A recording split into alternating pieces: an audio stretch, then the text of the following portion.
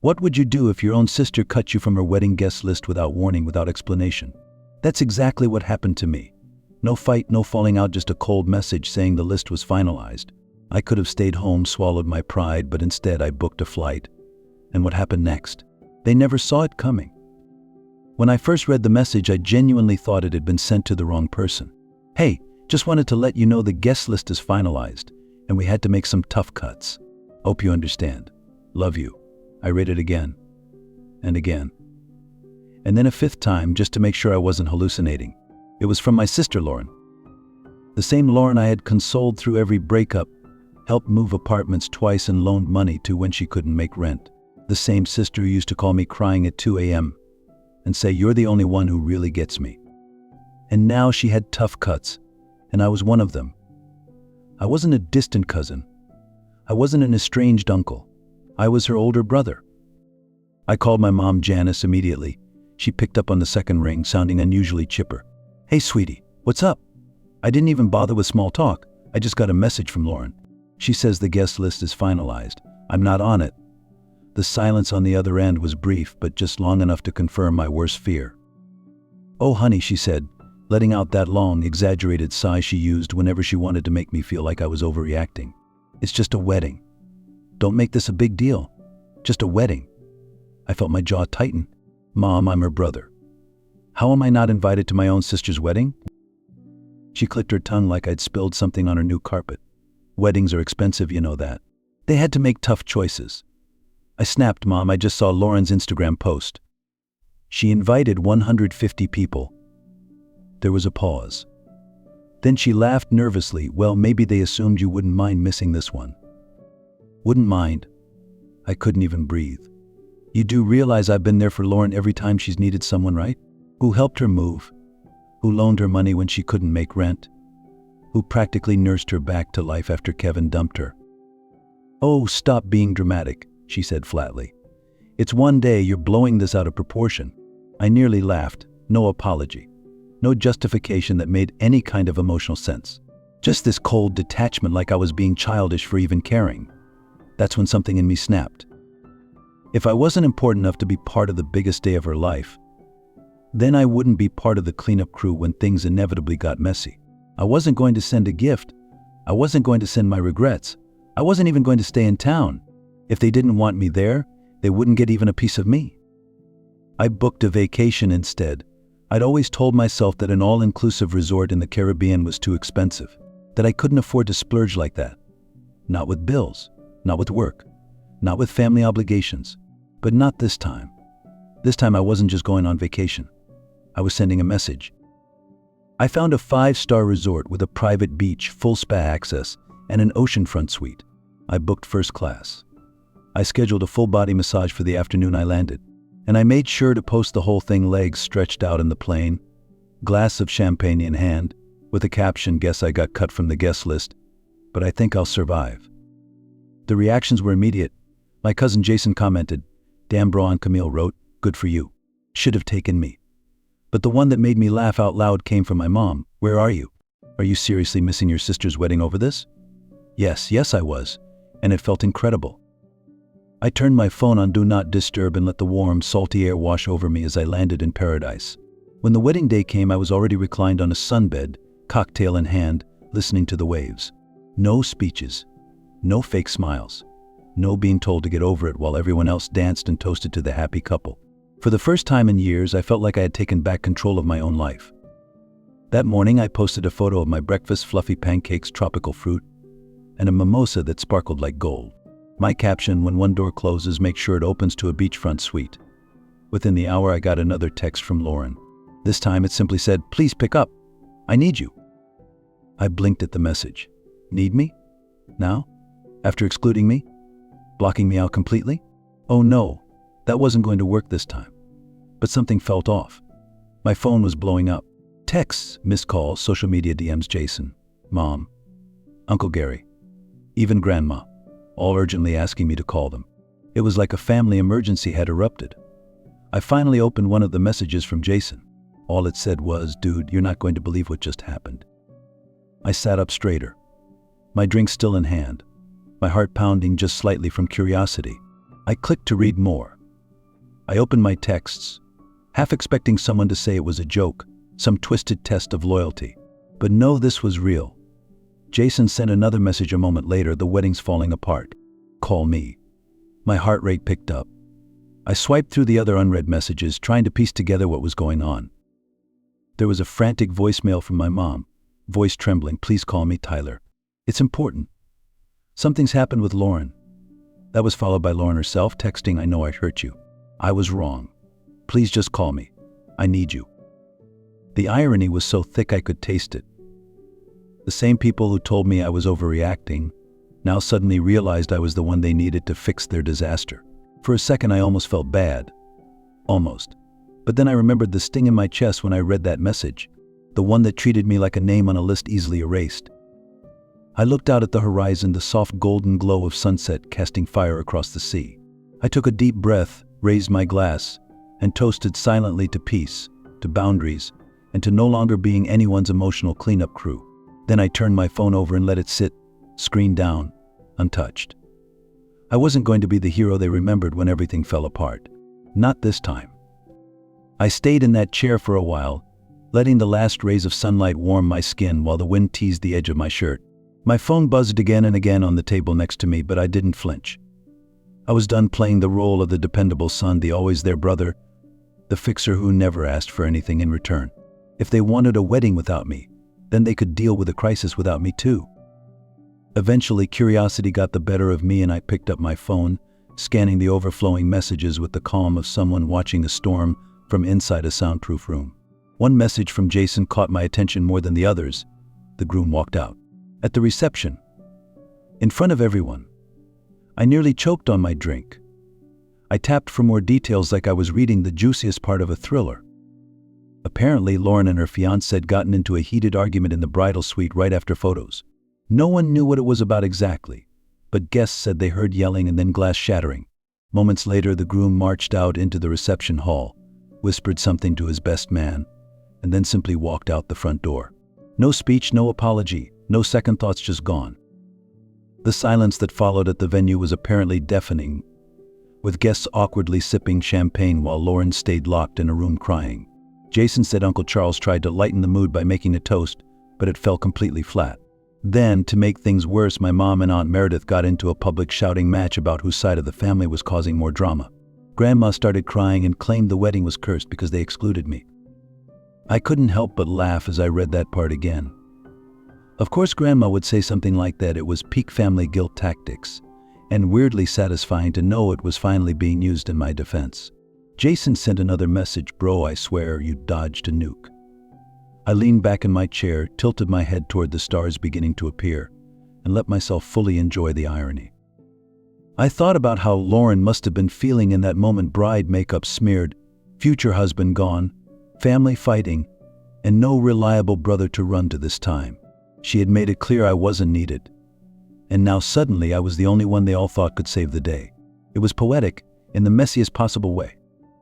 I got another text from Mom, please Tyler. This is not the time to be petty. We need you. Lauren needs you. I let the phone drop back on the table like it weighed 10 pounds. That word again, petty, used every time I dared to stand up for myself. The next morning I woke up to the sound of waves and the smell of fresh coffee delivered by room service. I stepped onto the balcony, stretching as the ocean breeze wrapped around me like a blanket. I had 22 missed calls and dozens more texts waiting. But I wasn't ready to come down from this high just yet. I poured myself a mimosa and posted a photo of my view: blue water, golden sand, untouched paradise. The caption read, starting my day stress-free. Hope everyone back home is doing okay. It was equal parts petty and perfect. Almost instantly, the likes and comments poured in. My Aunt Camille replied, you're living your best life. I'm proud of you. One of my college friends messaged, bro, this is the most peaceful revenge I've ever seen. Even a random acquaintance I hadn't spoken to in years commented, let them feel what you felt for so long. Every message was a small piece of validation I hadn't known I needed. Then, out of nowhere, I got a text from my cousin Maya, one of the only people in the family with an actual brain. Hey, I know you're getting a million messages, but you really need to hear what happened after the groom left. Call me when you can, it's wild. Against my better judgment, I called her. She picked up on the first ring, her voice brimming with energy. "Tyler, oh my God, you're not going to believe this." I sat down in the lounge chair, my drink in hand. "All right, hit me. I'm ready for it." After the groom left, she began. Lauren had a full breakdown. Like screaming, sobbing, throwing stuff at the wedding planner kind of meltdown. I didn't say anything, but I smiled a little. Meredith tried to get her to calm down, but then she made a comment like, "Well, maybe if your brother had been here, he could have handled this." I blinked. "Wait, what?" Maya laughed. "Yeah, for real." She said it loud enough that half the room heard. I could imagine my mom's jaw tightening, ready to defend Lauren at all costs. "So of course your mom lost it and yelled at Meredith, and then Grandma jumped in talking about curses and family betrayal. It was chaos." I leaned back, absolutely stunned. "So they're actually blaming me for not saving the wedding, after deliberately leaving me out of it?" Maya replied, "Pretty much. It's like they just now remembered you're the only functional adult in this family." I let out a slow, satisfied laugh. Maya wasn't done. Lauren tried calling the groom afterward. His mom picked up and told her, "This is your mess to clean up." I whistled. "Ouch, cold," Maya replied. "Yup, cold and deserved." "So what now?" I asked. "Are they expecting me to come back and clean it all up?" She chuckled darkly. "I think they're just hoping you'll return and pretend like nothing happened." I took a sip of my drink and shook my head. "Nope. I'm extending my trip." I opened my laptop that afternoon, the sun casting a golden hue across the marble floor of my suite. With a few clicks, I extended my stay for another week and smiled to myself as the confirmation email came in. No family drama, no sudden guilt trips, just peace and palm trees. I toasted the screen with my mimosa, thinking, best decision I've ever made. Later that day, I got another message from Maya.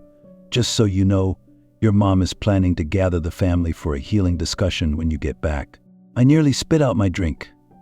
They really thought I'd come home, sit around a table, and let them gaslight me into believing I was the problem. I quickly typed back, "Thanks for the heads up, but I won't be there." A few seconds later, she replied, "Wait, what do you mean?" I took a breath and answered simply, "I'm cutting myself off. They didn't want me around, so now I'm making that permanent." There was a pause, and then her next message popped up. "That's iconic. Tell me everything when you get back, whenever that is, LOL." I grinned and set my phone down on the nightstand. I had officially stepped out of the toxic family loop, and for once I felt no guilt about it. If you find these stories inspiring and they motivate you to take action, please comment 9. If not, comment 0. Your feedback means a lot to us. Thank you for your valuable time. The next morning, I ordered room service and sat on my balcony in a bathrobe, sipping espresso while watching the waves roll in. For a blissful hour, I didn't think about the wedding or Lauren or what my mother might be saying behind my back. I only thought about how good it felt to be free. But the calm was interrupted when I turned my phone back on. Over 20 missed calls had come in overnight from unknown numbers. I knew the game by now. My mother was likely using other phones to bypass the block. One voicemail from my aunt's number slipped through. "Tyler, please call your mom. This isn't funny anymore. Your sister is heartbroken." The irony nearly knocked me out of my chair. These were the same people who casually excluded me like I was some third cousin they barely knew. Now they were acting like my silence was a betrayal of biblical proportions. But I didn't owe them my emotional labor anymore. I flipped through more messages, curiosity getting the best of me. There was one from Lauren herself, full of teary emojis and desperate lines. "I need my brother right now. Please don't shut me out." I made a mistake. My thumb hovered over the reply button, but only for a second. Instead of texting back, I posted a new photo. My breakfast spread, fluffy pancakes, perfectly ripe fruit, and a mimosa so bright it looked Photoshop. The caption read, "Starting my day with no regrets." The comments were immediate vibe level, 1000, "Cutting toxic ties never looked so peaceful. This is the energy we all need." That afternoon, I scheduled a massage, swam in the infinity pool, and booked a sunset cruise. At some point, I realized I wasn't doing all of this just to prove a point anymore. I was genuinely happy, like the kind of happy I hadn't felt since childhood. The cruise was magical, fiery skies melting into endless blue, the smell of salt and citrus on the wind, the low hum of quiet jazz from the deck speakers. I stood at the railing with a glass of wine, watching the horizon, thinking, this is what it's like when you finally choose yourself. No guilt, no obligation, just peace. And I was never going back. The next morning, Maya texted me again, dude, you're gonna love this one.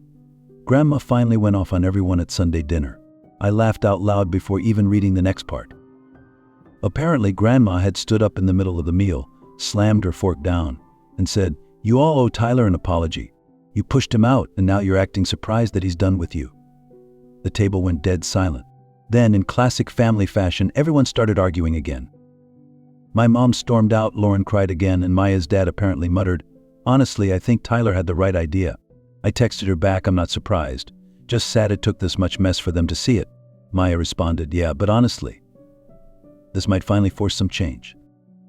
Later that day, I received an email from Lauren with the subject line, "Please read." It wasn't long, just a few paragraphs where she admitted that what she did was hurtful and selfish. She said she had let other people influence her decisions and deeply regretted it. But the part that caught me most off guard was the last sentence. "If you're willing, I'd like to start over on your terms. No pressure, just honesty." I didn't know how to feel reading that. A part of me softened for a moment, but I also knew better than to jump at the first sign of remorse. So I sent a short reply, "Thank you for saying that. I need time. I'm not ready to come back into this dynamic yet, but I appreciate you acknowledging it." And that was that for now. The final night of my trip, I stood on the beach with my toes in the sand and let the waves pull at my feet. The stars overhead were brilliant, stretching endlessly into the sky. I thought about all the years I had put everyone else first, every time I said yes when I should have said no, every smile I faked just to keep the peace, that Tyler was gone. This Tyler, the one standing alone under 1,000 stars with no regrets, was here to stay. I wasn't bitter. I wasn't angry. I was finally free. As I packed the next morning, I didn't feel dread or sadness. I knew life wouldn't be perfect back home, but this time I had clarity, boundaries, and peace that no one could take from me. I texted Maya, heading home. "Let's get lunch soon, just us." On the flight, I turned my phone on airplane mode and looked out the window as the resort became a speck behind me. I smiled to myself, knowing that no matter what was waiting on the ground, I had changed. Not just for a moment, but for good. For most of my life, I thought being a good brother, a good son, meant being available, being patient, being the one who doesn't make waves even when I'm drowning inside. I told myself that family comes first always, that blood meant loyalty, that saying yes when I really wanted to say no made me selfless, noble, mature. But what I've come to learn the hard way is that constant self-sacrifice isn't love, it's surrender. And no one's going to hand you your peace. You have to take it for yourself. When my sister didn't invite me to her wedding, I was shocked, hurt, and humiliated. But what hurt more than the exclusion was the expectation that I would just accept it quietly, that I would swallow the pain like I always did, that I would still show up for them later like I always had. It wasn't just about a wedding. It was about finally realizing that I had been cast in a role I never signed up for, the dependable one, the forgiving one, the family fixer who never gets fixed himself. And for once, I didn't play along. I booked a trip instead, not out of spite, but out of survival. I needed to remember who I was without their expectations weighing on my back. And on that beach, surrounded by ocean and silence and space to breathe, I finally saw the truth. The truth is, setting boundaries doesn't make you cruel. Choosing yourself doesn't make you selfish. Walking away from people who only love you when you're useful doesn't make you heartless. It makes you free. I used to think saying no was the most painful thing I could do to someone I cared about. But staying in toxic cycles, smiling through disrespect, pretending I was okay just to keep the family dynamic from cracking, that's what was slowly killing me. My absence from the wedding wasn't revenge. It was a declaration. A moment of self-respect after years of being made to feel invisible. And when everything fell apart, they finally realized my worth, not because I yelled, not because I begged, but because I didn't show up to absorb the chaos. That was the turning point. The truth is, people who love you won't punish you for having boundaries. They won't weaponize guilt to keep you in line. Real love respects your voice, even when it says not this time. And if your silence upsets them more than your suffering ever did, that's all the clarity you need. I'm not the same person I was before that trip. I've learned that peace is something you earn by drawing the line and holding it. And it's not always easy. I miss the idea of family more than the reality of the one I had.